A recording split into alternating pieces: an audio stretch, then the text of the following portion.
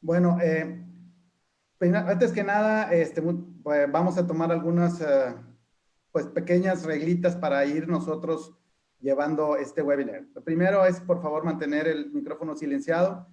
Si tenemos alguna duda, pues por favor utilizar el chat. A veces hay muchas personas ahorita actualmente y también están los que están en Facebook Live, que también les damos la bienvenida. Muchas gracias. Entonces vamos a silenciar nuestros micrófonos y vamos a trabajar todo con el chat. Cualquier pregunta que ustedes tengan, por favor, siéntanse en la libertad de ponerlo en el chat. Si podemos responderla y nos da tiempo, con gusto la responderemos. Y si no, todas y cada una de sus preguntas serán resueltas y serán revisadas con todo gusto por parte de Honeywell o por parte de nosotros. La siguiente, por favor. Bueno, esa es nuestra presentación. La siguiente. Esta es la agenda que vamos a tratar de cubrir el día de hoy en esta hora. Vamos a hacerlo. Vamos a ver rápidamente una breve introducción de lo que es Quimo Básicos y Honeywell. Vamos a ver la composición y la fabricación específicamente del tema que estamos hablando, que es los refrigerantes, el código y la clasificación ASHRAE, que es cómo se designan estos refrigerantes, su impacto ambiental. Después vamos a entrar al sistema de refrigeración en sí, los refrigerantes por tipo de aplicación, vamos a hablar de un portafolio y les vamos a compartir los siguientes webinars que vamos a tener próximamente. La siguiente, por favor.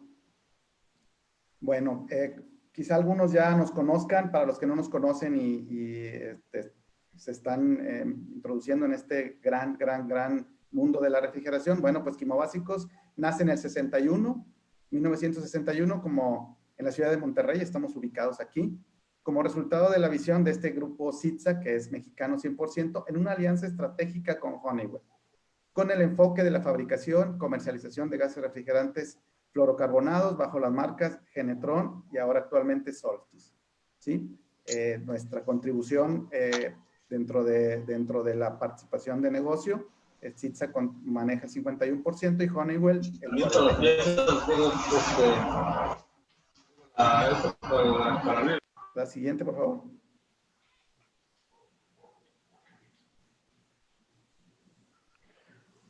Muy bien, ahí buenos días a todos, un gusto saludarte. Yo soy Nelson Gómez, soy gerente técnico de Honeywell.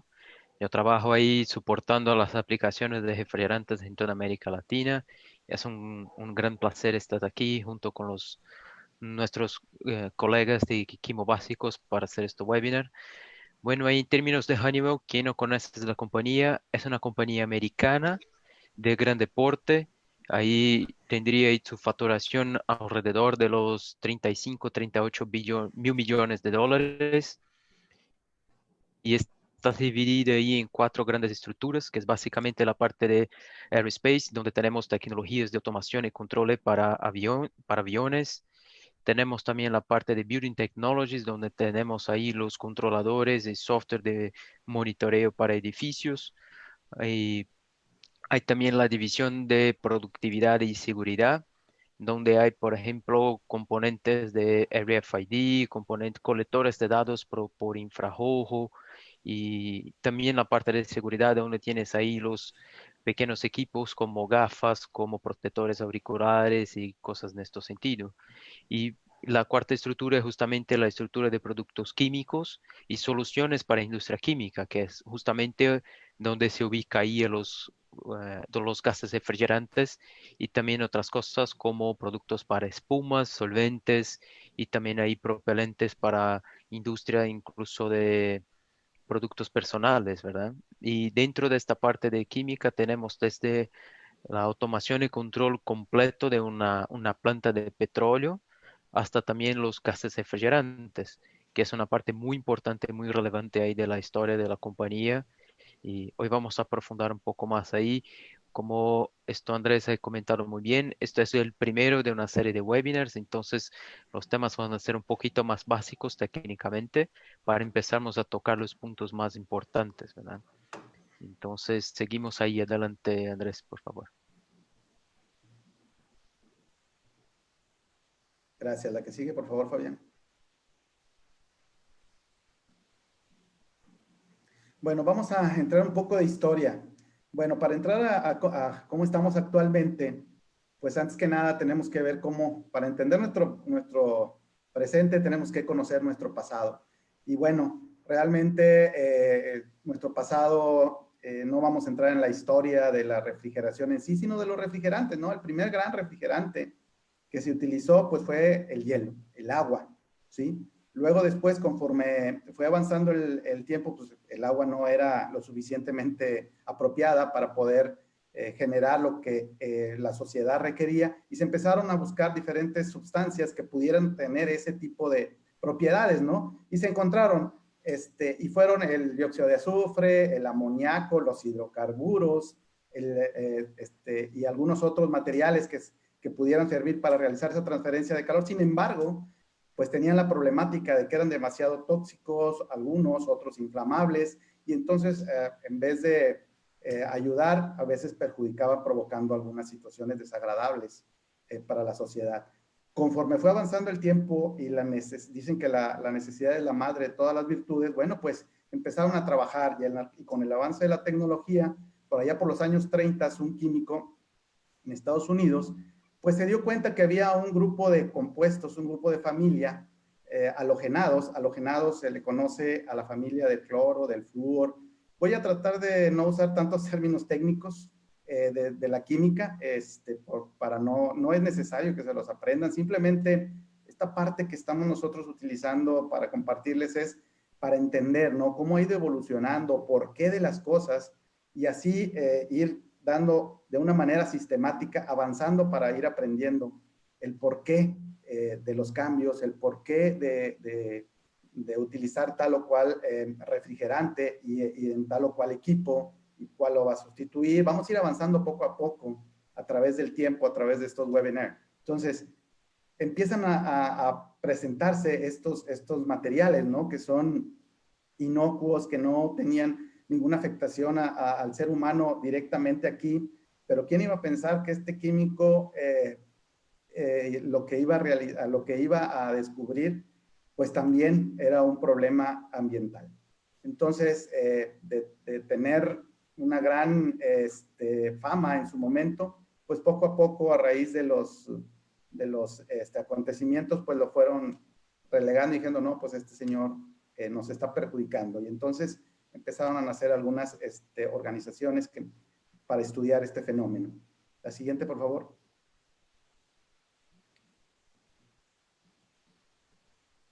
Para la fabricación de estos refrigerantes que estamos actualmente utilizando, sobre todo los fluorocarbonados, se requiere solamente un par de materiales muy conocidos. Sin embargo, pues ahí dentro de esos dos materiales para fabricar este refrigerante, pues hay que fabricar también esos materiales. Y es bien curioso porque fíjense cómo de una piedrita, un mineral que es el fluoruro de calcio, conocido como la fluorita, que para fortuna de nosotros somos uno de los países que tienen los yacimientos de fluorita más importantes de nivel mundial y más puros que se tienen.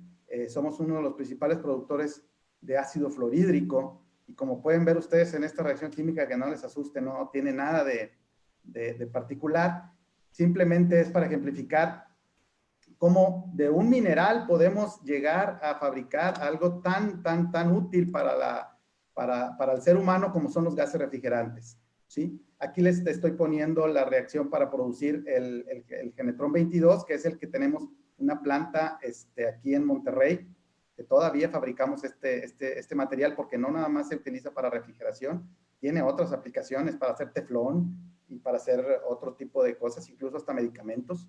Entonces sigue funcionando y seguirá funcionando, no para ser refrigerante, solo hasta el 2030, como ahorita vamos a ver, pero entonces fíjense cómo a través de algo tan inofensivo llegamos a hacer después un producto tan peligroso como es el ácido fluorhídrico. El ácido fluorhídrico es uno de los gases más agresivos de la naturaleza. Como de algo tan inocuo, como les digo, que lo podemos tomar con la mano y todo, podemos producir, agregando ácido sulfúrico a unas condiciones especiales, podemos llegar a producir ácido fluorhídrico, que es la materia prima para producir todos los gases refrigerantes fluorados que existen en la naturaleza o que existen en el mercado. Otro de los subproductos es yeso, el vil yeso, que no el que usamos en las casas, pero así se le conoce a este material. Después de producir el ácido fluorhídrico, nosotros lo hacemos reaccionar con un compuesto orgánico, que ahí es donde está la diferencia. Dependiendo del compuesto orgánico con el que nosotros lo hagamos reaccionar, es el refrigerante que vamos a producir.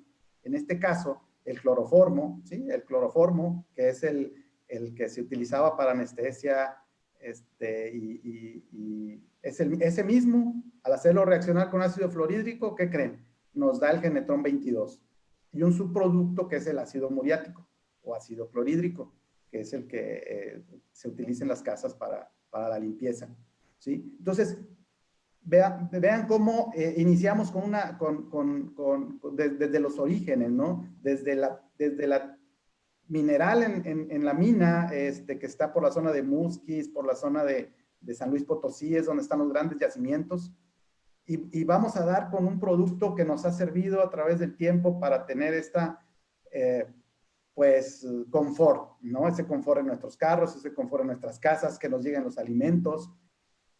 Todo esto empieza con un mineral. Vamos a darle la siguiente, por favor. Y ese mineral empezó a desarrollarse una gran industria, ¿sí? Una gran industria donde cambiando únicamente una materia prima, cambiamos toda la molécula y todas sus propiedades y todo lo que nos lleva a poder utilizarlo como un refrigerante, ¿sí? Muy al origen, allá aquellos los que somos un poco más de la época de Parchís, pues nos podemos acordar del 11 y el 12, que fue muy difundido y muy utilizado para refrigeradores, vehículos automotrices, etcétera, ¿sí? Y que ese era el tetracloruro de carbono, que también salió del mercado porque tenía unas propiedades tóxicas. Sigue apareciendo el HF y ahí ese nos iba a dar para producir el 11 y el 12. Miren cómo es prácticamente la misma molécula, simplemente le agregamos más flúor y se convierte en 12, ¿sí? Fíjense bien acá abajo cómo para producir el 22. Fíjense cómo el cloroformo, que lo que habíamos visto en la filmina anterior, si nosotros le agregamos un ácido fluorhídrico, o 2 ácidos fluorhídricos, o 3 ácidos fluorhídricos, formamos compuestos diferentes con propiedades diferentes, ¿sí? Vamos sustituyendo el cloro por flúor y generamos el 22, el 21, el 23. Ahí los acomodé diferente, pero lo podemos haber acomodado 21, 22 y 23 como en el de arriba. ¿Por qué se llaman CFCs? Porque son clorofluorocarbonos. Si ven ustedes ahí en la fórmula, ven el cloro, Cl, ¿sí? Es ustedes, toda esta información también ustedes la pueden ver en los cilindros, en las latas, en las hojas técnicas, en las hojas de seguridad. Ahí tiene que aparecer esa información. Es para que ustedes vayan teniendo el panorama completo y vayan entendiendo poco a poco cómo pueden utilizar y entender las propiedades de los refrigerantes, incluso hasta imaginárselas, ¿sí? O sea, una vez que podamos entender esto un poquito más, ya podemos ir entendiendo algunas cosas, ¿no? Entonces, ahí entramos. Vemos ahí que si ustedes se fijan en la parte de arriba, ¿por qué se llaman CFCs? Porque tienen carbón, cloro y flúor. Si nosotros vemos donde dice CFC, lo más a la derecha, y en general todo el compuesto que dice R11 y R12, vemos nada más una C de carbón, un Cl de cloro y una F de flúor, y nada más. Son los átomos y los componentes que tiene. En la parte de abajo se adiciona una H, que es el hidrógeno. Ese hidrógeno pues es muy familiar para nosotros porque pues todos conocemos la fórmula del agua, ¿sí? H2O, esa H es el hidrógeno, esa misma H que está aquí, es el mismo átomo que está aquí en esta molécula. Seguimos, por favor. Y entonces ahí entendemos por qué es HFC. Fíjense cómo para producir los HFCs, ¿sí? No hay una sola manera de hacerlo. Podemos utilizar diferentes compuestos orgánicos para producir el mismo producto, sin embargo, las condiciones son diferentes. Miren cómo para producir el 141B, que lo usábamos Y todavía hay algunos usos para la limpieza, hay dos maneras de hacerlo. Y hacemos también el 142B, que tiene otra aplicación en espumas también. No es directamente como transferencia de calor, pero sí como para aislar el calor. Entonces, vean cómo un solo compuesto lo cambiamos y producimos un refrigerante diferente. Y como les digo, sin embargo, hay diferentes maneras de producirlo. Eso hace pues que diferentes compañías utilicen diferentes procesos para hacerlo, mas sin embargo el producto es el mismo con las mismas características. Siempre y cuando nosotros veamos el mismo número, tiene las mismas características, no hay ninguna diferencia entre uno y otro en la manera de hacerlo, no implica ninguna diferencia. ¿Seguimos?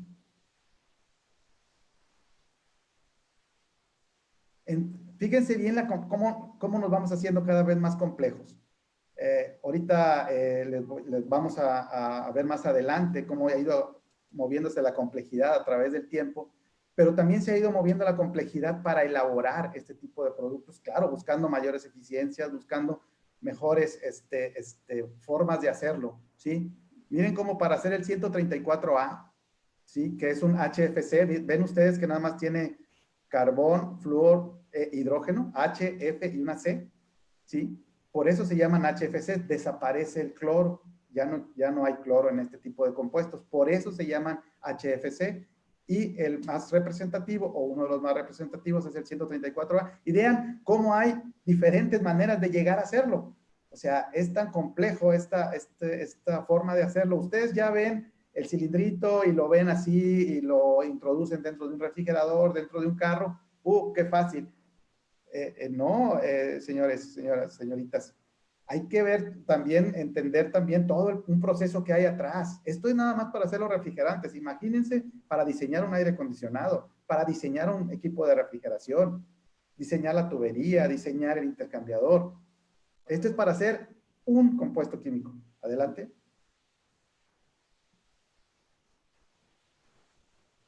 Seguimos viendo, nada más ejemplificar cómo se va haciendo más complejo. Este es para hacer el 152A, que es uno de los componentes de las mezclas. ¿Sí? Miren, incluso hasta partimos del acetileno. El acetileno que se usa para soldar, bueno, también se usa para hacer refrigerantes. ¿Sí? Entender que todo está conectado, todo hay una conexión, no todo se utiliza nada más para una sola cosa. ¿Sí? Adelante, con esto nada más les quiero mostrar un poco lo que es la complejidad de hacer los refrigerantes. Y fíjense, ya entramos a otro nuevo grupo de refrigerantes, ¿sí? Que son los hidrofluorolefinas.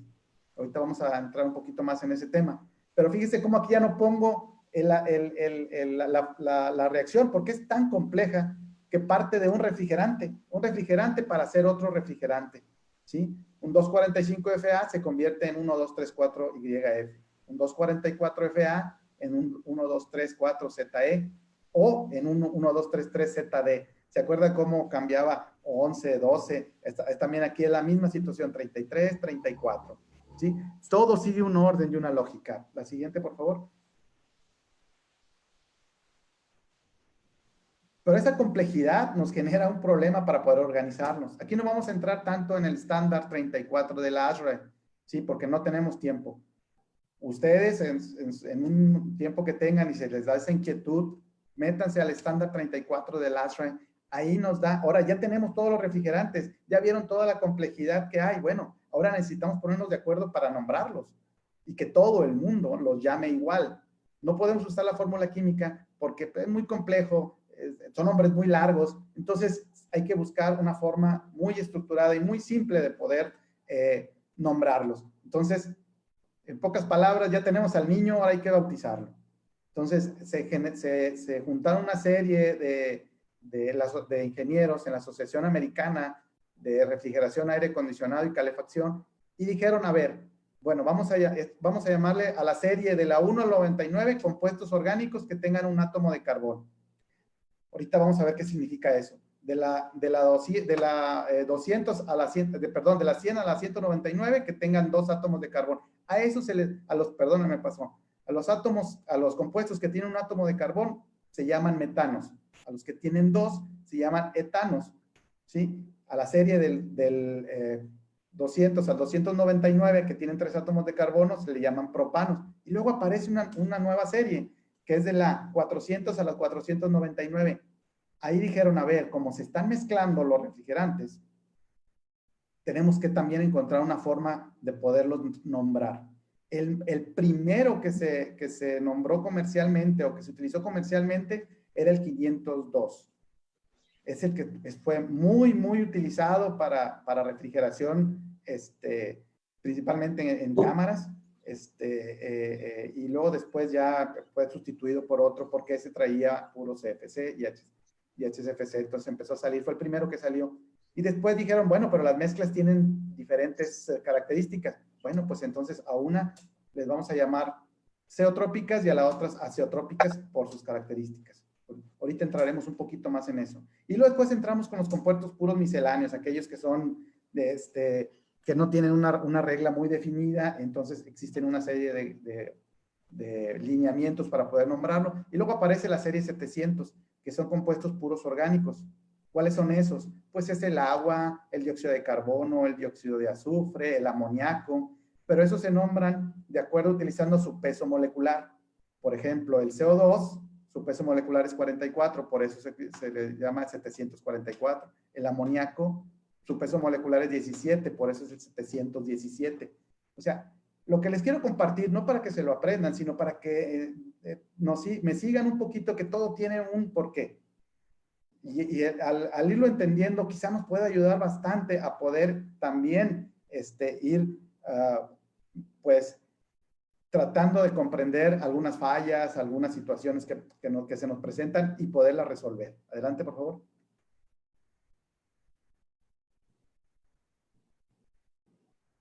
Rápidamente les comparto que toda numeración tiene una clasificación. La unidad es el número de átomos de flúor, la decena es el número de átomos de hidrógeno más 1, la centena es el número de átomos de carbono menos 1.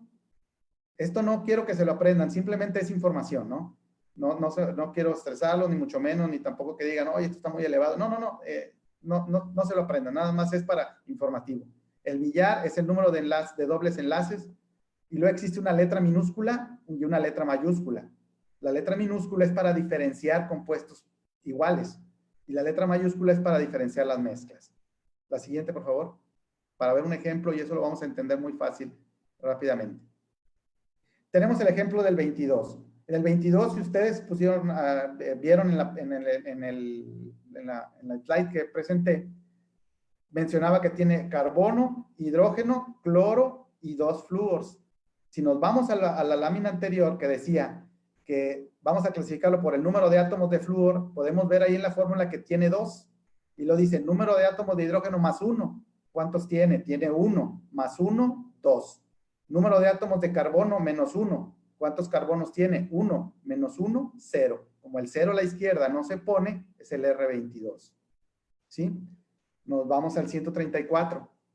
El 134, si ustedes revisan un cilindro o una lata, ese es el nombre que viene. 1112 tetrafluoretano.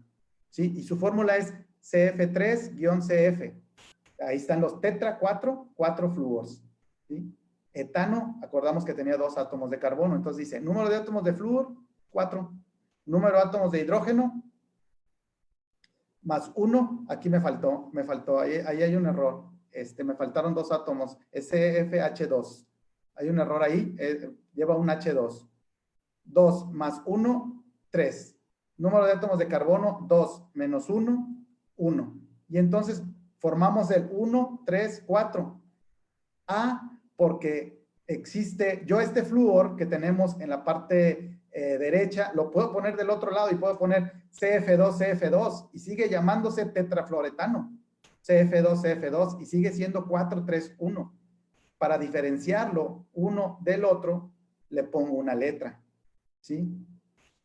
¿Y por qué le pongo una letra? Porque con esa letra voy a definir dónde está ese flúor en un átomo de carbón, y el otro, por definición, lo voy a saber. Entonces, le pongo solo una letra porque para definir dónde están los flúors en un átomo de carbón, y el resto se los pongo al otro. Entonces, nada más necesito una letra para por eliminación formo el otro. Fíjese cómo empieza a hacerse más complejo cuando ya tenemos el 1, 2, 3, 4 YF, donde tenemos, se llama, si también tienen la precaución, lo podemos ver y se llama tetrafluoropropeno 2333, ¿sí? Así es como me está indicando dónde están formados y entonces nos vamos. Número de átomos de flúor, 4.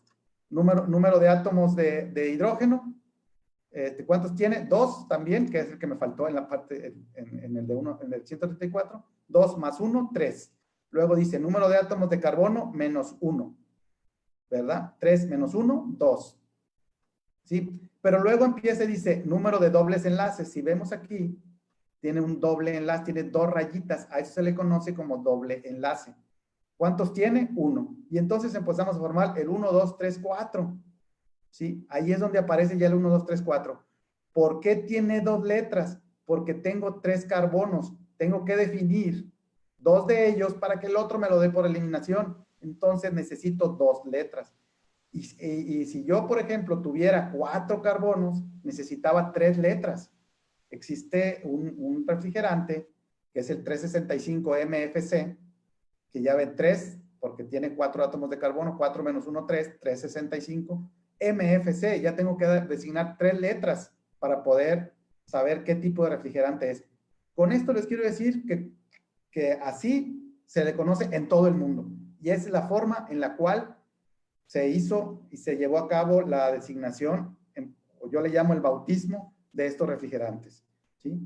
Si ustedes tienen alguna duda, por favor, métanse al internet. Ahí viene toda la información y viene todos los refrigerantes. La siguiente página rápidamente, por favor. Esta no voy a entrar en mucho detalle porque vamos a tener un webinar específicamente hablando de las mezclas, de esta nomenclatura de las mezclas de la serie 400 y 500, ¿sí? Donde nada más lo que significa es que si yo tengo un 401 y tengo formado por 3 componentes y luego se genera otra mezcla con esos mismos 3 componentes, pero en diferente proporción, para diferenciarlo yo le pongo una letra mayúscula. Por eso los 400 y los 500 llevan una letra mayúscula y tiene que ser mayúscula. ¿Sí? Por eso, si la ponen minúscula, no es que sea un error, sino bueno, hay que corregirla y ponerle mayúscula. Y bueno, abajo, nomás les voy a dejar esa información ahí. Vamos a explicar en el siguiente webinar las mezclas. Vamos a entrar directamente a mezclas y el porqué del glide y todo eso, para que estén al pendiente, por favor. Bueno, pues esa parte, como quiera, en los próximos webinars vamos a seguir entrando más en este tipo de aspectos, como es la nomenclatura. Vamos a hacer referencia a esto, y es para que ustedes lo tengan presente y lo tengan por ahí y lo puedan tenerlo como una referencia rápida. El ASRA, el estándar 34 es muy complejo, pero con esto que ustedes ubiquen ahorita, podemos continuar platicando posteriormente. La siguiente, por favor.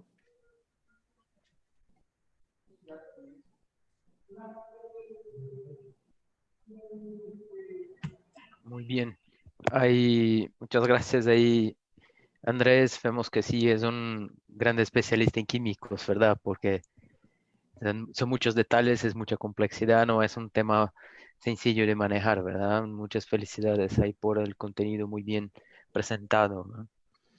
Aquí, siguiendo un poco la temática de ASHRAE. ASHRAE es una organización muy importante en este sentido porque, como Andrés comentó, está justamente creando maneras de comparar todo y crear un nivel técnico que nos permite ahí manejar y trabajar con las sustancias de una manera segura y confiable, ¿verdad? Hay una parte muy importante de ASHRAE que es justamente la clasificación de seguridad de los refrigerantes. Entonces, en ella justamente se resumen a esta tablita donde hay dos grandes bloques en términos de toxicidad. Entonces, si un gas refrigerante es nocivo o si no eres nocivo. Y otra que es sobre su flamabilidad, que cómo vas a tener su seguridad en términos de potencial de incendio, una explosión, alguna cosa en este sentido. Entonces, básicamente son 4 niveles de flamabilidad diferentes y 2 niveles de toxicidad. Un ejemplo ahí muy tradicional, por ejemplo, es el amoníaco, que sería, por ejemplo, un refrigerante B1, que no tiene ninguna característica de inflamabilidad, pero vamos a ver que ahí que está muy cercano de pasar un paso para los flamables, pero por sus características de especificaciones no se clasifica como flamable, pero sí es tóxico. Tiene una reacción muy fuerte con la cuestión de la agua y de la humedad de nuestro cuerpo. Entonces, si usted respirar ahí amoníaco, usted va a básicamente sofocar ahí muy rápido, ¿verdad? Entonces, en términos de flamabilidad, vamos a ver ahí que son cuatro criterios técnicos principales, que es cuánto de concentración necesitas para que tenga un encendido, la energía mínima termodinámicamente para que empieces este encendido, la velocidad de disparo, que es justamente cuán rápido este refrigerante vas a conducir la llama y también cuánto de energía es producido después que hay el incendio, si es una explosión, si es una llama pequeña, en este sentido. Adelante, por favor, Fabián. Aquí ya vemos de una manera un poquito más clara cómo dividir la cuestión de flamabilidad de los refrigerantes.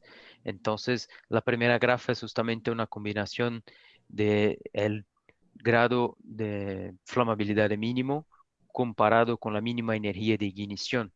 Entonces, se vemos ahí, por ejemplo, en el canto, en esta parte inferior izquierda, justamente donde están los combustibles, lo que significa que con poquísimo, poquísima sustancia y muy poca energía, usted ya tiene un encendido. En la parte superior derecha es donde tiene, por ejemplo, los productos que son ligeramente inflamables. Entonces es donde necesita una cantidad muy grande de sustancia y una cantidad grande de energía para que tenga un encendido. Y en la segunda grafas vemos justamente cuánto de energía este encendido va a producir y cuán rápido la llama vas a caminar por el producto, ¿verdad? Entonces, ahí la grafa se inverte y justamente en la parte superior derecha es donde tenemos ahí los combustibles. Entonces, son productos que van a generar una cantidad muy grande de energía y tu llama va a propagarse muy, muy rápido, ¿verdad? Y el canto inferior izquierdo donde tenemos los productos que son ligeramente inflamables o mismo no inflamables, como el caso de 134A, por ejemplo, que estás ahí, que es clasificado como A1. Entonces, lo que pasa es que la llama se va a caminar tan despacio y vas a producir tan poca energía que usted clasifica como un nivel de flamabilidad un poco más bajo y más seguro. Hay un ejemplo muy claro y muy sencillo de traducir todos estos números y estas grafas es que básicamente se tomas como ejemplo un refrigerante A3, que es un refrigerante inflamable, con una cantidad muy pequeña, una pequeña ignición, usted ya tienes una explosión, como un propano, un butano, un refrigerante, un R600, un R290.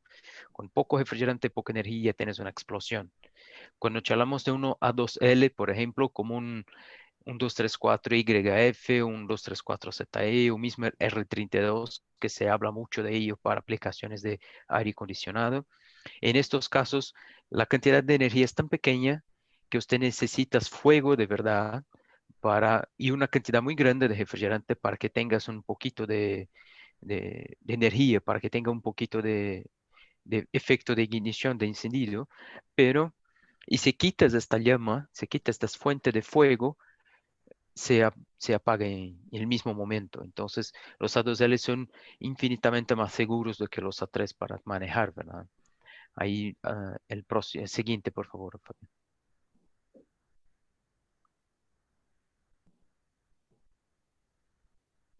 Y aquí ya vemos un poco ahí un resumen de la parte que comentó esto Andrés. Entonces, lo que vemos es básicamente los estagios ahí, las generaciones de los refrigerantes, como se llama en el mercado. Entonces, la primera generación de los refrigerantes sintéticos se fueron justamente los CFCs, que eran refrigerantes ahí muy eficientes como refrigerantes, pero que tendrían un efecto de agotamiento de la capa de ozono y también un efecto invernadero muy grande.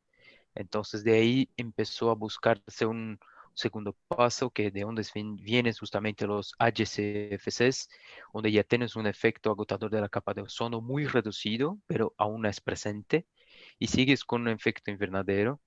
Entonces de ahí se buscó una tercera alternativa, que se fue justamente los HFCs, que ya son gases refrigerantes que no tienen ningún daño a la capa de ozono.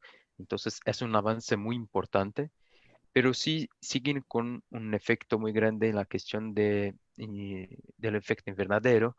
Entonces, es justamente de ahí que viene la necesidad de una cuarta generación de refrigerantes, que es de donde estamos charlando de los HFOs y de los hidrocarburos aplicados en refrigeración.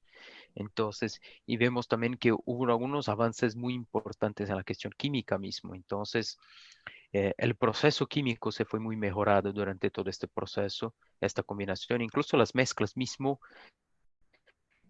que son ahí los HFCs, ya necesitas un proceso industrial un poco más avanzado y ahorita con los HFOs, entonces es un paso muy interesante, pero con una gran ventaja, los HFOs ya tienes lo mismo impacto ambiental de una sustancia natural.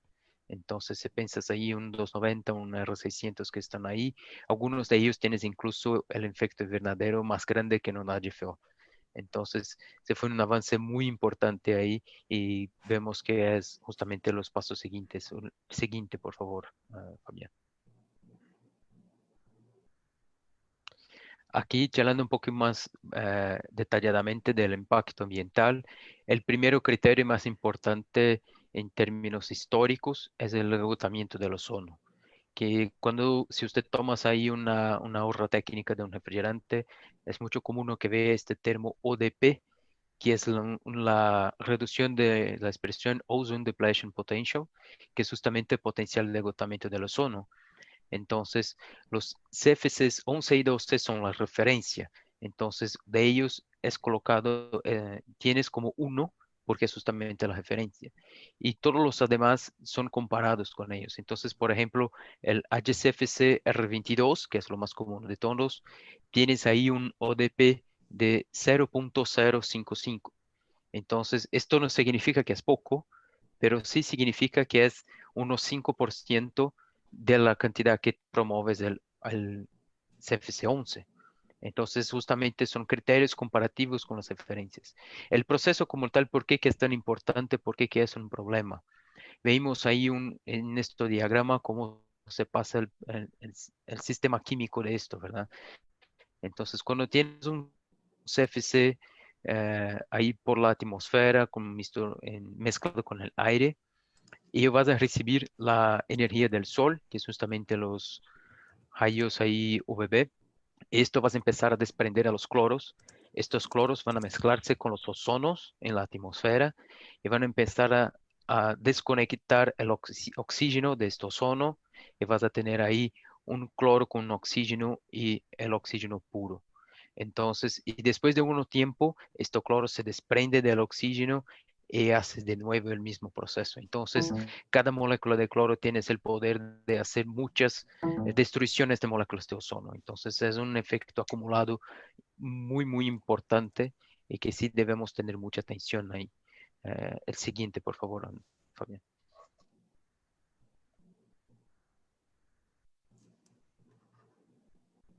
El segundo criterio ambiental, tan importante cuanto la cuestión del calentamiento global, porque lo que pasa es que esto es un efecto un poco natural de la atmósfera y del planeta, en que la luz que viene del sol vas a entrar en contacto con la Tierra y con el planeta y vas a convertirse en calor, ¿verdad? Y parte de este calor vas a salir del planeta de nuevo para el espacio y parte se va a reflejar en una capa de gases de efecto invernadero. Es un grupo de gases y de diversos tipos que tiene la capacidad de hacer esta reflexión del calor para el planeta de nuevo.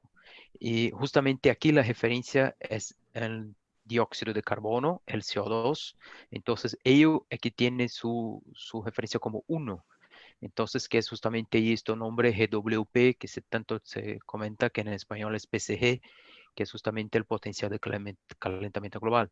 Entonces, si vemos ahí en esta tabla, el CO2 tienes 1 de GWP, que es justamente tu referencia, pero por ejemplo, el R22 tienes ahí 1700. ¿Qué significa estos 1700? Significa que cada kilo de R22 que vas para la atmósfera, vas a tener la capacidad de detención de calor de 1700 kilos de CO2.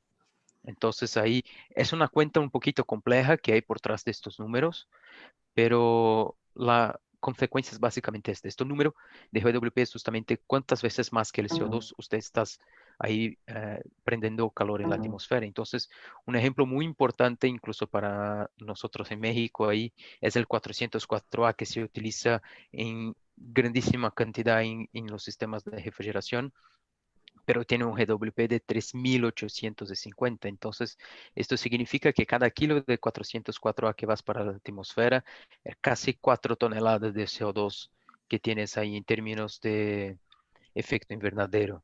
Entonces, justamente de ahí que viene el segundo paso de la regulación ambiental, que es sacar los HFCs también del mercado. Siguiente, por favor, Fabián.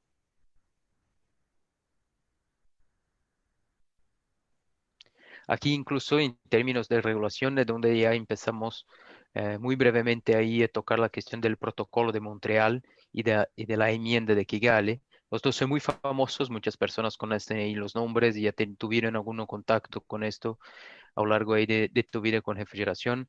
Básicamente lo que son el protocolo de Montreal es un pacto entre muchos países ahí que se hizo en 1987 justamente en la ciudad de Montreal, en Canadá, por esto el nombre del protocolo, Montreal. Y el enfoque es justamente eliminar las sustancias agotadoras de la capa de ozono.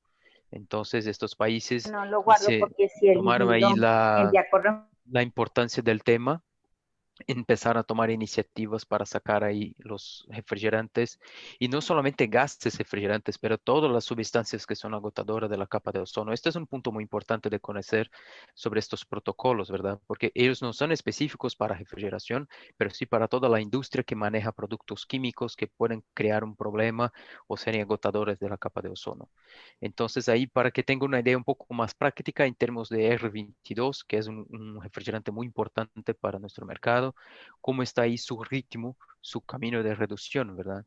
Entonces, en los años de 2009 y 2010 es cuando se calculó lo que se llama la línea base. Entonces, era el promedio de consumo de refrigerante del país, donde se mete en la cuenta la producción, la importación, todo que el país está consumiendo. A partir de 2013 se congela y de ahí adelante empiezas a reducir en estos promedios de 2009 y 2010. Entonces, en 2015 bajó unos 10%, en 2020 va a bajar unos 35%. Pero lo que es importante aquí es que estos porcentajes son del total de sustancias agotadoras del ozono, no es de un refrigerante específico. Entonces, algunos están se reduciendo más despacio, otros se reduciendo más rápido. Por ejemplo, vemos ahí el 141B, que es muy, muy importante para la industria de espumas y también ahí como solvente en refrigeración, ello ya estás casi muerto, ¿verdad? Tenemos ahí máximo unos 12, 18 meses de producto disponible en cantidad un poquito mejor, pero sus precios ya empezaron a subir y con el tiempo van a subir más y más y más. El R22 mismo ahí tal vez empezamos a ver algunos efectos de precio y disponibilidad a partir de 2025, que es cuando no vamos a tener más 141B disponible, pero las cuotas de los cupos ahí necesitan reducirse. Entonces, es importante pensar en opciones ahí para moverse en este sentido. Una diferencia muy importante después de esto, de sacar el R22 y los HFCs, viene la cuestión de enmienda de Kigali, que es justamente para sacar los HFCs por su efecto invernadero. Y hay una diferencia muy importante porque Kigali no está enfocada en eliminar sustancias, pero en reducir su consumo para que sea utilizado solamente en cosas muy, muy específicas. Entonces vemos ahí que los cupos o las cuotas de HFCs nunca se van a los 100%. Siempre vas a tener un poquito ahí mismo de aquí 20, 30, 40 años. Entonces, y la idea es justamente en la ciudad de Kigali, en Ruanda, en 2016, los mismos países estaban charlando de los próximos pasos, porque en regiones más avanzadas el 22 ya no se ocupa más, entonces es el momento de hacer los próximos pasos, que es justamente sacar los HFCs. Entonces tenemos ahí la tabla con los pasos siguientes, cuánto van a ser las cantidades deducidas.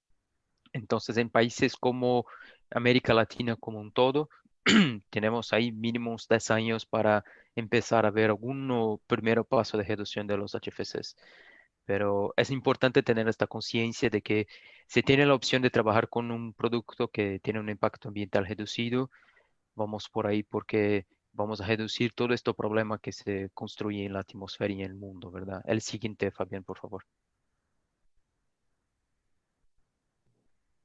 Aquí ya charlando un poquito del básico del sistema de refrigeración, entonces básicamente ahí para aquellos que no tienen mucho contacto, que trabajan mucho con la parte comercial, solamente no tiene tiempo para parar y conocer un poquito más del sistema, vamos a ir pasar unos 2 slides comentando un poquito más de esto.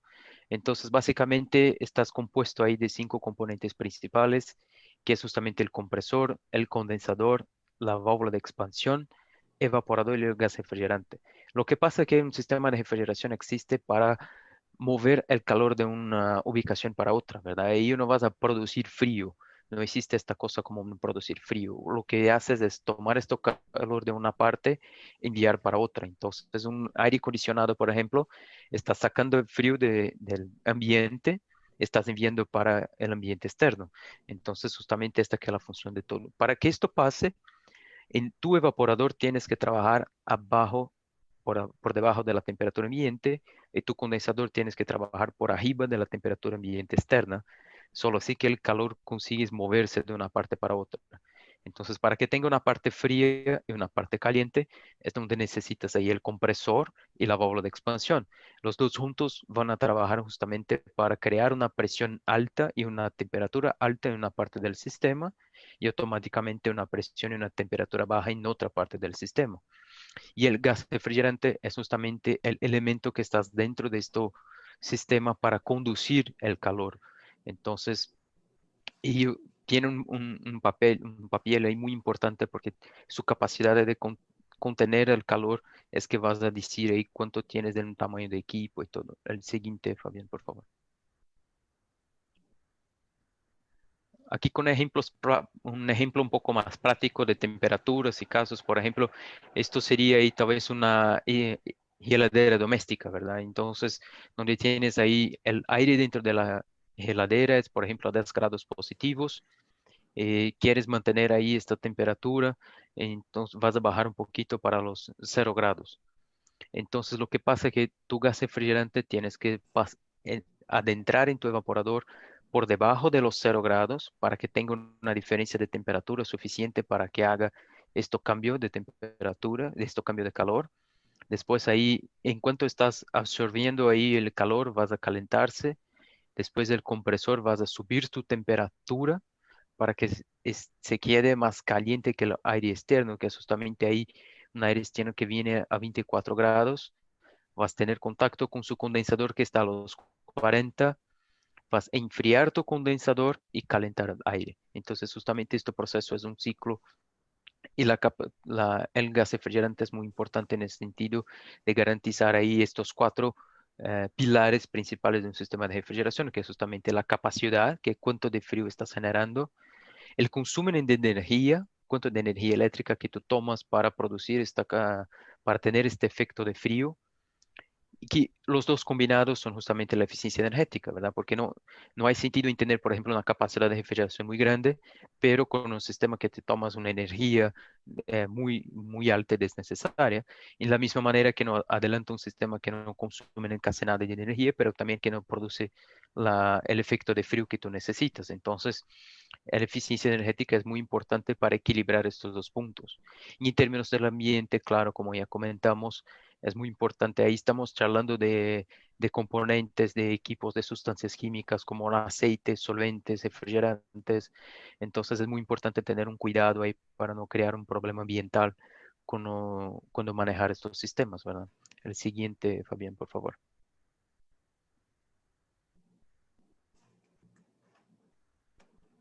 Aquí ya estamos en una parte un poquito más técnica, un poquito más profunda del sistema de refrigeración. Entonces, esto es un primer paso para quien quiere ahí conocer un poco mejor sobre los cálculos de un sistema de refrigeración. El diagrama de Mollier, que se llama Mollier, el muchacho que creó este concepto de análisis. Entonces, es una grafa que combina presión con entalpía. Entalpía es básicamente la cantidad de energía que un refrigerante tiene ahí, una sustancia tiene por cantidad de producto. Entonces, lo que vemos es que básicamente ahí en la parte de presión tenemos PG2, donde está la parte de alta presión, el proceso de condensación. PG1 es la parte de baja presión, el proceso de evaporación. Y tenemos justamente la primera línea azul que es de TF2 a GF2, es justamente el proceso de expansión, que es donde está la válvula de expansión, y el proceso ahí de G1 hasta el puntito negro un poco más arriba que está sin nombre, es el proceso de compresión. Entonces, el refrigerante va a pasar por la compresión hasta salir en alta presión y alta temperatura. El condensador va a sacar todo este calor.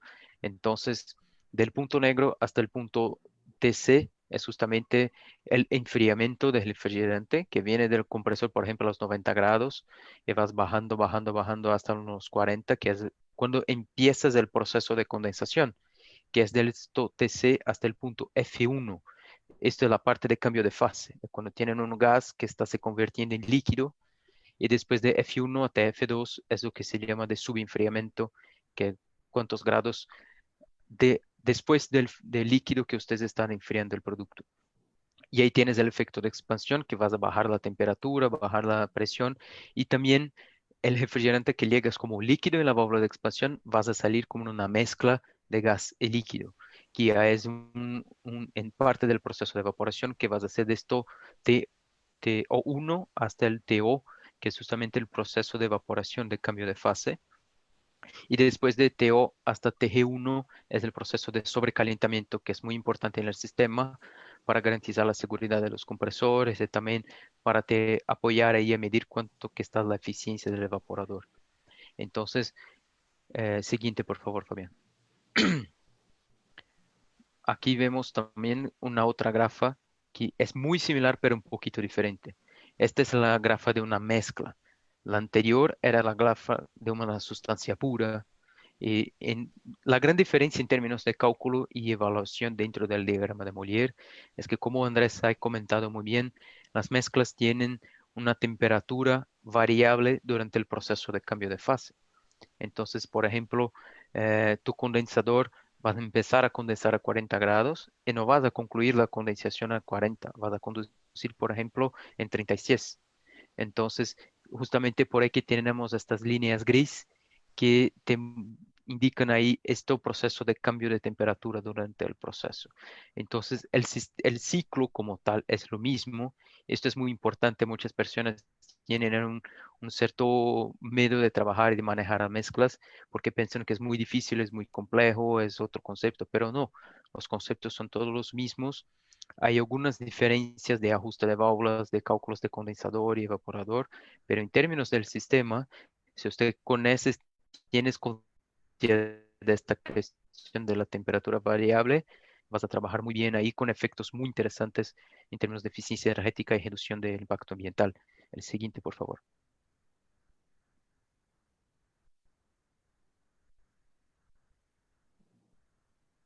Aquí lo que vemos básicamente es una grafa de refrigerantes por aplicación, porque una cosa que se comenta mucho que siempre escuchamos ahí de los clientes es, por ejemplo, quien trabajas con 22, con R22, estás acostumbrado a ver un único refrigerante para muchas cosas, ¿verdad?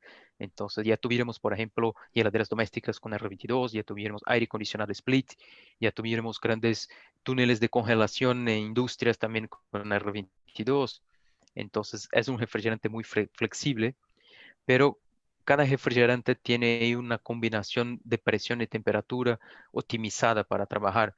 Por ejemplo, el R22 funciona en todos estos sistemas, pero cuando charlamos de aire acondicionado, tu eficiencia no es de las mejores.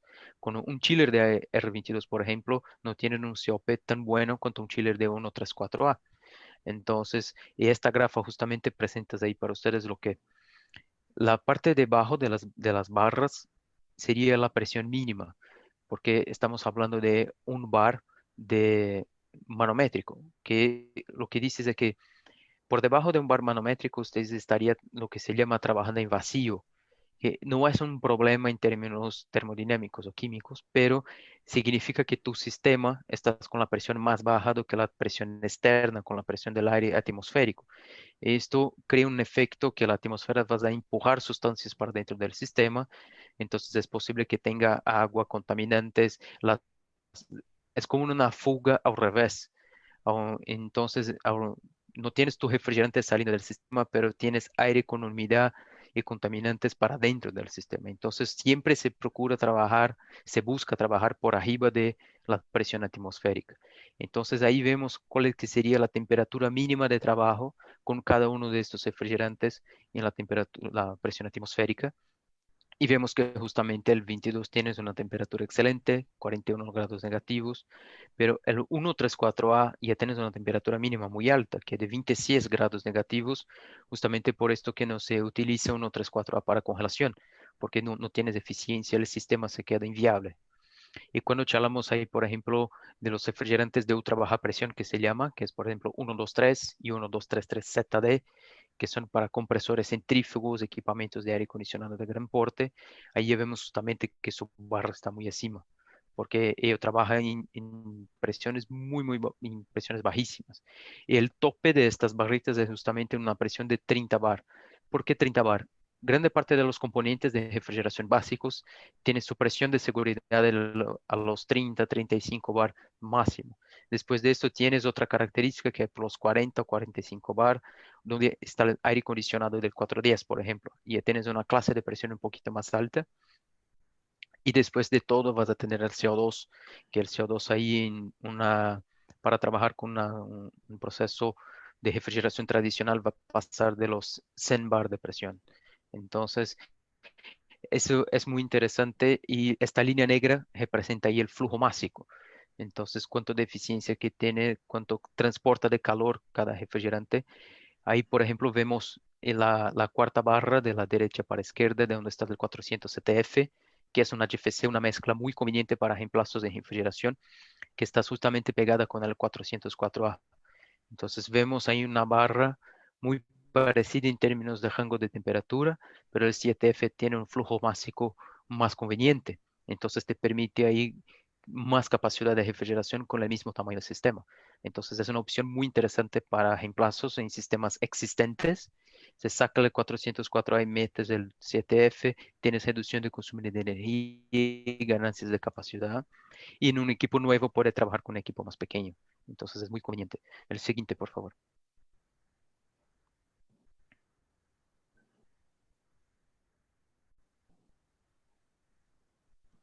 Aquí una última figurita ahí sobre la cuestión de aplicación, también con un perfil un poquito más básico. Creo yo que uno de los grandes consumidores de refrigeración es un supermercado en términos de refrigeración comercial, porque lo que pasa es que tienes muchos equipos diferentes que están ahí con alguna solución de refrigeración. Entonces, por ejemplo, el primer grupo es de los autocontenidos que son como hieladeras domésticas, pero son hieladeras comerciales. Entonces tienen un tamaño un poquito diferente, tienes una puerta de cristal o tienes algunas cosas en otro sentido. Y se llaman autocontenidos porque todo su equipo de refrigeración está dentro de la heladera. No tienes conexión con nadie. Él es un sistema totalmente independiente y autónomo de cualquier cosa. Y hay también un segundo concepto de alto contenido, que es lo que se llama water loop, que es donde tiene, por ejemplo, este mismo sistema compacto, pero la condensación no es hecha con el aire de dentro de la tienda, pero con una línea de agua que viene para enfriar el equipo y llevar esto calor para afuera de la tienda. Porque un problema de los autocontenidos es que están sacando calor de los productos dentro de la heladera, pero esto calor está siendo enviado para el aire interno de la tienda. Entonces, si es una tienda cerrada, por ejemplo, vas a empezar a calentar su ambiente, va a quedarse tanto desconfortable para las personas, cuanto puede ser un problema para otros equipos de refrigeración en otros productos. Entonces, es muy importante tener esta conciencia cuando estás calculando ahí en un sistema con autocontenidos. Ah, Además de esto, tienes la refrigeración centralizada que se llama, que es la más común en los grandes supermercados, donde dentro de la tienda y en esta parte de ventas, en contacto con los productos, tienes solamente la mitad fría del sistema. La mitad caliente estás afuera de la tienda, donde tienes sus compresores ahí separados en una casa de máquinas y los condensadores con todo el calor afuera de la tienda, enviando este calor directamente para el ambiente externo. Entonces, y ahí tienes toda una red de tuberías en la tienda por debajo de los pisos, muchas veces por arriba del techo, depende mucho del concepto arquitectónico, pero esto se puede hacer directamente con el refrigerante que se hizo mucho en el pasado. Entonces tendría ahí grandes tiendas de supermercado, podrían llegar a 1.500 kilos, 1.800 kilos de refrigerante tranquilamente. En algunos países, algunas soluciones se trabaja mucho con glicol, que es con una agua helada, con un elemento adicional para que no se congele. Entonces ahí usted empieza a Perdón, tener una, un compresor, una casa de máquina central que estás enfriando el glicol y esto glicol que vas a caminar por toda la tienda. Y ahí usted reduces mucho la cantidad de refrigerante de 1.500 para 150, 200 kilos, pero vas a tomar un poquito más de energía porque necesitas una bomba, necesitas un fluido adicional ahí para circular todo el sistema. Y dos tecnologías nuevas ahí que se ocupan mucho en Europa son los CO2, que tienes tanto el subcrítico, que se utiliza, por ejemplo, para congelación en compresiones máximas de 35 bar, y tienes el transcrítico, que cuando tienes un sistema entero de CO2, no hay ningún refrigerante de apoyo, y ahí sí usted va a caminar entre los 20 y los 120 bar en un sistema de altísima complejidad. Es muy fuerte en Europa porque lo que pasa es que el CO2 es muy bueno para generar calor. Y en Europa muchas de las tiendas tienen calefacción. Entonces lo que ellos hagan es no solamente un sistema de refrigeración, pero esto frío que están tomando de los productos es utilizado para calentar la tienda. Entonces es una bomba de calor combinada con un sistema de refrigeración y el CO2 para esto es excelente. Entonces, pero vemos en América Latina muy poco. Hay algunos proyectos en Brasil, algunos proyectos en Chile, algunos clientes que comentan, pero es una tecnología muy cara y muy avanzada, entonces no son todos los supermercados que lo aceptan como solución. Pero sí, siguiente, por favor.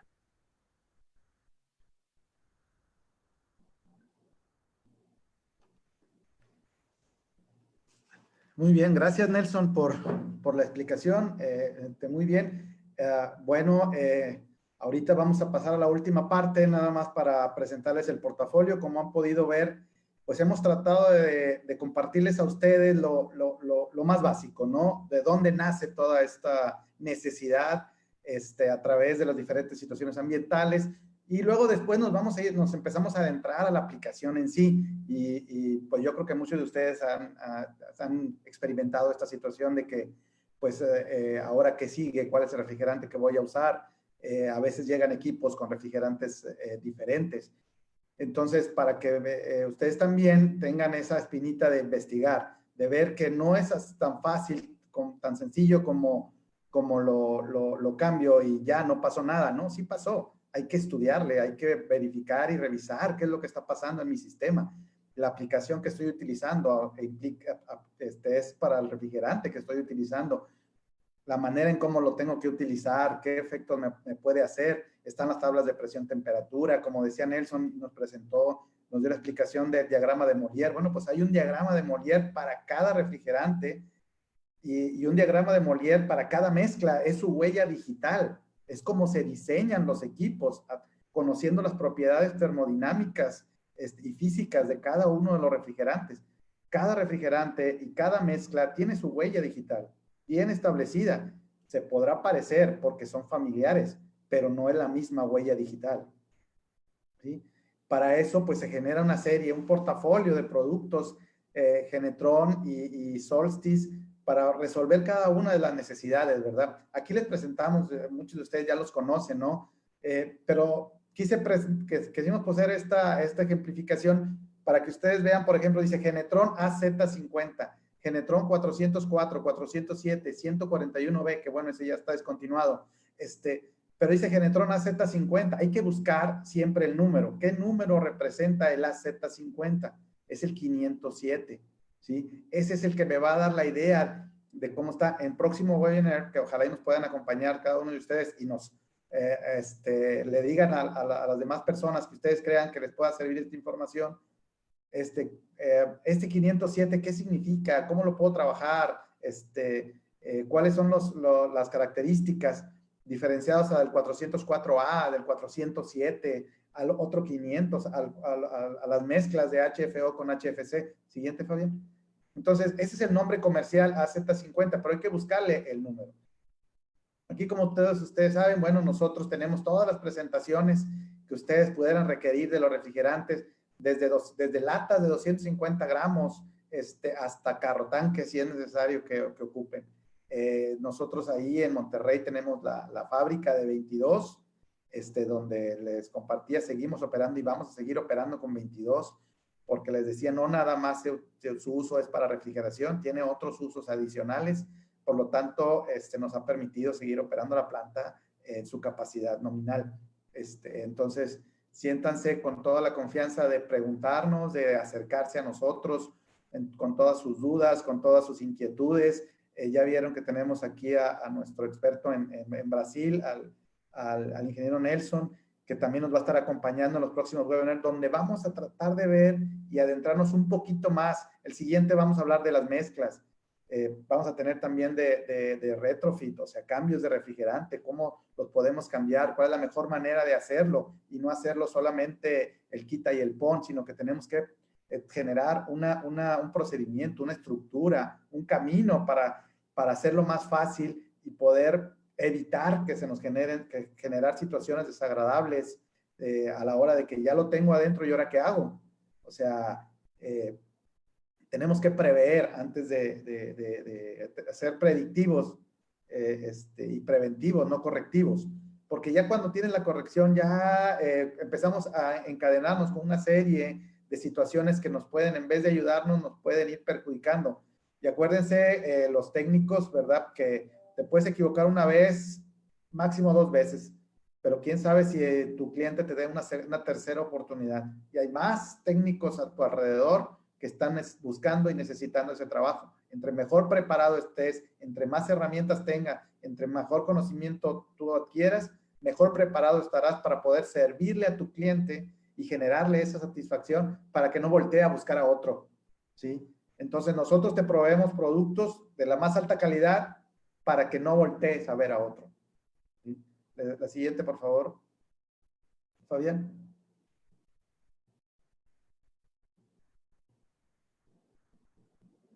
No me cambió. Ahí está. Bueno, y estos son los caballitos de batalla, los que están actualmente, los que estamos utilizando. El 410, que realmente es el número ASRAE 410A, nombre comercial, Genetrona Z20, ¿sí? Y bueno, hay una anécdota sobre este producto, pero no me da tiempo de platicárselas. En otra ocasión, que estemos en otro webinar, te los platico. Pero el 410A es ¿verdad? El AZ20, el 22 y el 134. Aquí nos faltó el 404, que es de los 4 más importantes ahorita. Pero vienen los cambios, viene lo nuevo, tenemos que prepararnos. A lo mejor dices tú, bueno, veo que para el 2024 se pasa más rápido de lo que nos imaginamos. La siguiente, por favor.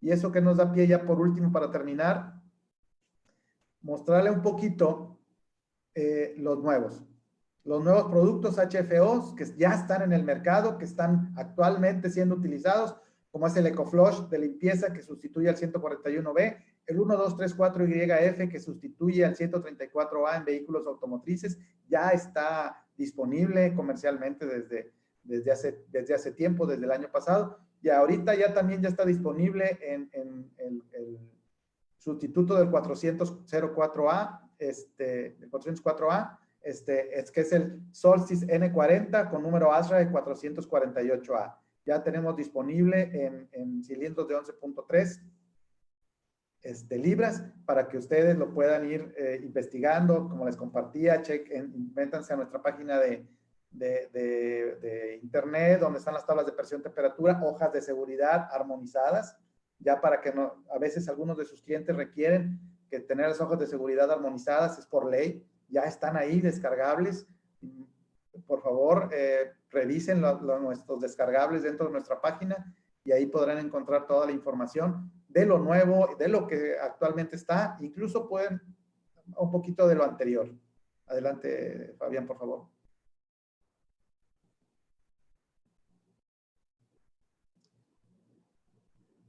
También en los próximos webinars vamos a hablar de los sustitutos, de los que están apareciendo, particularmente de las mezclas de HFO con HFC y de los HFOs puros, las aplicaciones, dónde se pueden usar, qué están sustituyendo, más o menos para cuándo estaremos esperando este tipo de situaciones. Existen otros que se están desarrollando todavía para sustituir al 410A también en equipo original.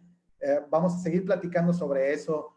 Los invitamos a que nos sigan acompañando. Esperamos que esto les haya sido de utilidad. Entendemos que quizá hablamos de muchos términos que para ustedes no son familiares, pero son importantes que lo conozcan. A veces no es que lo tengas presente, sino que saber que existen y que los puedes buscar, y que se llama el ASRE 34, y que ahí yo puedo saber por qué se llaman así, por qué se bautizaron así, y poco a poco ir aprendiendo e ir entendiendo este gran mundo de los refrigerantes, porque como les decía, cada refrigerante tiene una característica, ¿sí? Y tenemos que entenderla para saber qué podemos modificar. Las tecnologías han estado avanzando, hay muchos controles, eso nos ha ayudado bastante, ¿sí? Pero hay que también entender qué control es el que tengo que mover y por qué. Adelante, Fabián. Bueno, pues ya con esto terminamos. Les dejamos ahí el chat para que nos puedan, en las preguntas que ustedes consideren que los podamos apoyar. También les pedimos si nos comparten qué les gustaría ver en los próximos webinars, y con gusto lo manejamos. Si creen que los podamos apoyar con mayor frecuencia, el horario les parece bien, el día les parece bien, estamos abiertos para poderlos apoyar e ir avanzando poco a poco en ir entendiendo como les decía, este mundo de los refrigerantes. No sé si Nelson, por mi parte es todo, muchas gracias. No sé si Nelson también quiera despedirse. Muchas gracias ahí, Andrés. En verdad agradezco mucho por el tiempo de todos. Les pido ahí perdón por el acento, ¿verdad? Por veces algunas palabras pueden salir un poco diferentes ahí, pero si tienen alguna duda, alguna cosa, algún comentario, estamos a la orden. Fue un gran placer estar por aquí. Los invito a participar de los siguientes también. Estamos ahí con un proyecto muy interesante en términos de webinars y educación para los técnicos, los clientes, los parceros en el mercado. Entonces creo yo que no mínimo hay más 2, 3 veces aún tenemos oportunidades ahí de charlar, y es muy importante oír de ustedes también para que los próximos van a ser cada vez más interesantes y adecuados con tus necesidades, ¿verdad? De cualquier manera, mucho obrigado ahí a todos y seguimos adelante. Pasamos, creo, para Fabián, ¿verdad? Muchas gracias a todos. Sí, bueno, muchas gracias a todos. Andrés, tenemos unas preguntas de algunas personas nos pregunta Rodrigo, que si las tablas de presión-temperatura de un producto de hidrocarburo, el R600, que si está disponible en nuestra página. Este producto recién lo tenemos disponible y todavía no está disponible en nuestra página web, pero si nos escribe al correo electrónico de Andrés, se la podemos mandar por correo, la tabla de la hoja de seguridad y la tabla de presión-temperatura también. Sí, se la mandamos, sí la tenemos, con gusto se la compartimos por correo. Igualmente preguntan sobre un producto R449A que tengo entendido es muy similar al N40, que si lo tenemos disponible. Nosotros tenemos disponible el N40, que su número, ¿cuál es, Andrés? ¿Recuerdan? 448A, nosotros pueden utilizar el 448A, es un producto similar a al 449A, el que tenemos nosotros es el 448A, tenemos tablas de presión-temperatura disponibles, la hoja de seguridad, todo lo que es la información técnica. Si la pudieran revisar, por favor, ahí en nuestra página, o si nos escriben para que nosotros se la mandemos, con todo gusto también se la podemos compartir para que la revise. Se pueden utilizar sin ningún problema el 448A también en los sistemas, en el mismo sistema. Igual pregunta sobre dónde pueden encontrar, Juan Carlos nos pregunta que dónde puede encontrar el 1234YF en la Ciudad de México si ya lo tenemos disponible en lata pequeña. Sí, ya está disponible en lata pequeña. Nuestros distribuidores de la Ciudad de México lo tienen disponible. Hay ahí en nuestra página las direcciones de donde están. Le mandamos también por correo particularmente cuál es el distribuidor que tiene en existencia ese material. Pero deberían no hay ningún problema para que ya nuestros distribuidores lo puedan tener. Eso está en función de las necesidades que se vayan generando. El mismo distribuidor se va dando cuenta de que hay movimiento de ese producto y nos los empieza a solicitar. Nosotros lo tenemos ya en la planta y para la Ciudad de México en un par de días llega sin ningún problema a la Ciudad de México, ¿no? Para tenerlo ya.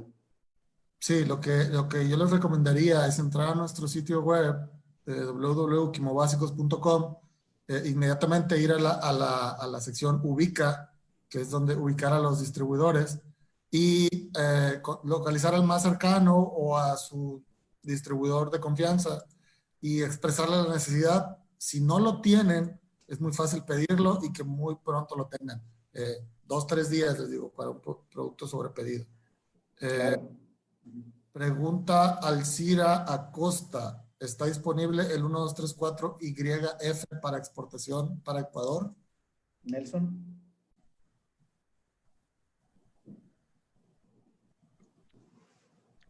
Sí, ahí yo creo que sí, ¿verdad? Porque ustedes ya tienen ello en latas, ¿verdad? Sí, sí está disponible sin ningún problema. Sí, claro. Ahí contacte con el ingeniero René García para que le dé la información Claro. y podamos ya hacerlo. Pero sí, la respuesta sí ya está disponible para todo Latinoamérica. Tenemos varias preguntas de Sergio, de Miguel, de Sergio nuevamente, sobre que les hubiese gustado hablar un poco más de sustitutos y de algunos productos como el 32, el 290, el 600. Lo que yo les quería comentar es que esto lo vamos a estar viendo en una segunda parte de estos webinars. Va a ser una serie de webinars. Entonces, este es el primero, este es nuestro inicio, nuestro bautizo. Muy próximamente vamos a tener temas muy específicos como, por ejemplo, sustitución, nuevos productos, ¿cierto o no, Andrés? Claro, vamos a hablar, de hecho, les compartía que la siguiente vamos a hablar de mezcla, la siguiente de retrofit, y podemos intercalar alguna de las que ustedes nos soliciten. Si estoy viendo la del 32 compatible con el 410A, la respuesta es sí, lo puedo usar en el equipo, la otra respuesta es no. Son compatibles, mas sin embargo en los equipos, no en cualquier equipo, no. Yo no puedo tener un equipo de 410 y ponerle 32, negativo, el 32 es inflamable, el equipo no está preparado para eso. La respuesta es no lo puedo hacer, ¿sí?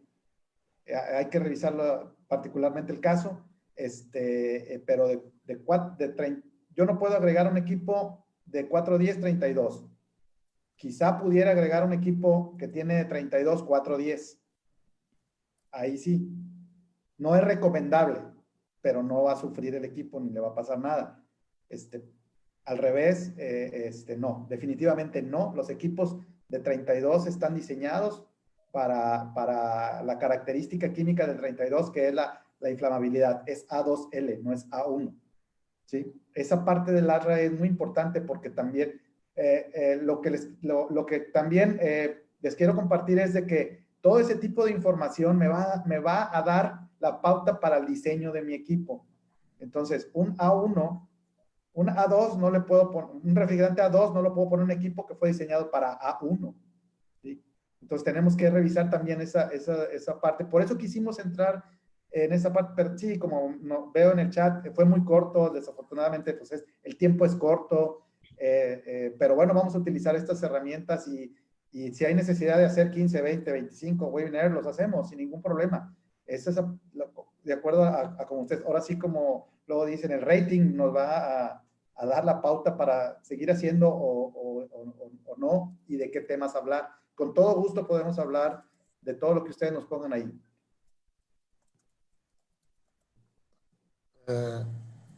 Bueno, entonces yo creo que de momento es todo. Muchas gracias por sintonizarnos. Estén atentos a nuestro canal de Facebook, estén atentos a su correo. Les haremos llegar muy pronto posibles fechas para los nuevos webinars y los temas. De nuevo, muchísimas gracias. Y esta grabación está disponible de momento en Facebook, en nuestro canal oficial, Quimo Básicos. Y va a estar muy próximamente en el canal de YouTube, igual de Quimo Básicos. Les agradecemos muchísimo y muchas gracias. Muchas gracias a todos. Que tengan buen día. Muchas gracias, Nelson. Muchas gracias, Andrés. Muchas gracias a todos. Que tengan un buen día, un buen fin de semana. Un abrazo. Hasta luego.